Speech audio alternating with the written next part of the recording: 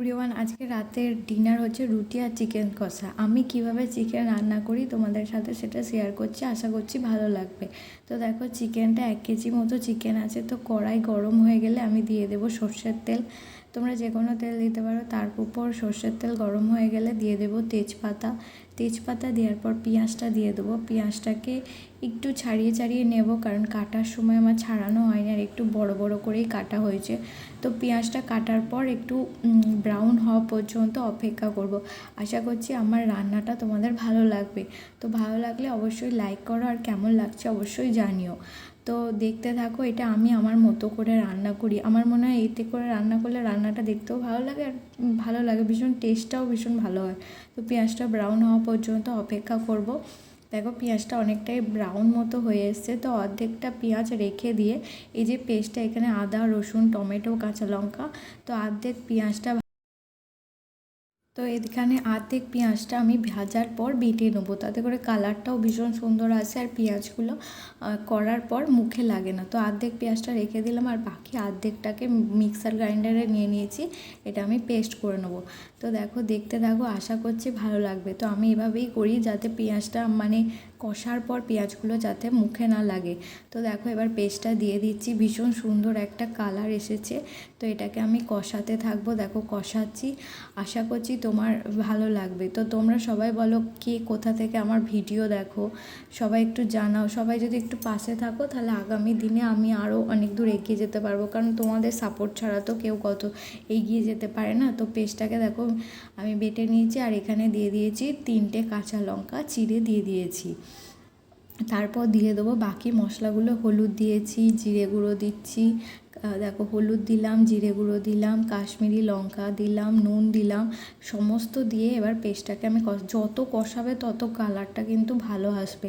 আর এতে তোমার কোনো জলের প্রয়োজন হয় না, বা একটু লেগে গেলে হয়তো হালকা একটু জল দিয়ে দিতে পারো। তো আমি এভাবেই করি, আর এভাবে করে না আমাদের বাড়ির সকলেই এভাবে খেতেই খুব পছন্দ করে, মানে আমার হাজব্যান্ড আর আমি। আর তাছাড়া আদারওয়াইজ আমাদের বাড়িতে আর কেউ নেই। যখন গেস্ট আসে তখনও এভাবে করি, দিয়ে একটু চিকেন কারি দিয়ে দিলাম। দেখো, এবার কষাচ্ছি যত কালারটা, এবার যখন তেলটা ছাড়তে শুরু করে দেবে মশলা থেকে, তখন আমি চিকেনটা দিয়ে দেবো। আর চিকেন দেওয়ার পর কিন্তু আমি কোনো জল দেবো না, কারণ চিকেন থেকে অলরেডি একটা ঢাকা দিয়ে দিলে একটা অলরেডি জল বেরোয়। তো আমি এইভাবে রান্না করি। কেমন লাগছে অবশ্যই জানিও, আর তোমরা সবাই কোথা থেকে দেখছো অবশ্যই জানিও, তাহলে কিন্তু আমার ভালো লাগবে যে আমার ভিডিও এত দূরগুলো মানুষ দেখে। দেখলেও ভালো লাগে, অল্প হোক কিন্তু সবাই যদি দেখে না, ভীষণ ভালো লাগে। যতটুকু আমার ফ্যামিলি মেম্বার ততটুকুই। তো দেখো, মশলা থেকে একটা তেল ছাড়তে শুরু করে দিয়েছে, অলরেডি কালারটা চলে এসছে, এবার তেল ছাড়তে শুরু করে দিয়েছে। তো এরপর আমি দিয়ে দেবো চিকেনগুলো দেওয়ার পর চিকেনকে হালকা করে একটু চিকেনের গায়ে মশলাগুলো লাগিয়ে নেওয়ার পর আমি ঢাকা দিয়ে দেবো, মানে একটুখানি কষে আমি ঢাকা দিয়ে দেবো। তো তারপর যে জলটা বেরোবে ওতেই আমার চিকেনটা সেদ্ধ হয়ে যাবে। তো দেখতে থাকার অবশ্যই জানিও কেমন লাগছে।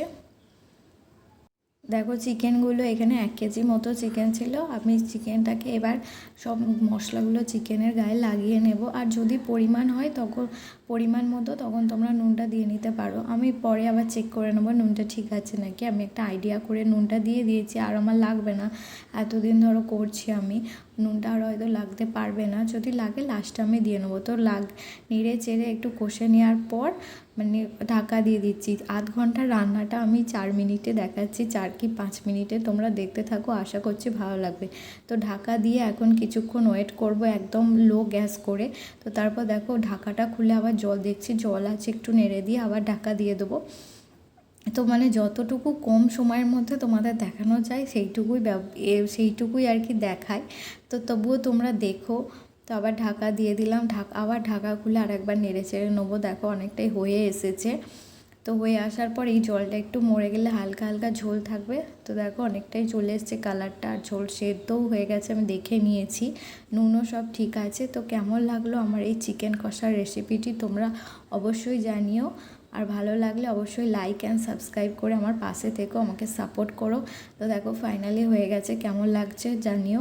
আজকের মতো এই পর্যন্তই, টাটা, বাই বাই, সকলে ভালো থেকো আর আমার পাশে থেকো, তাহলে আগামী দিনে আরও ভালো ভিডিও আসবে।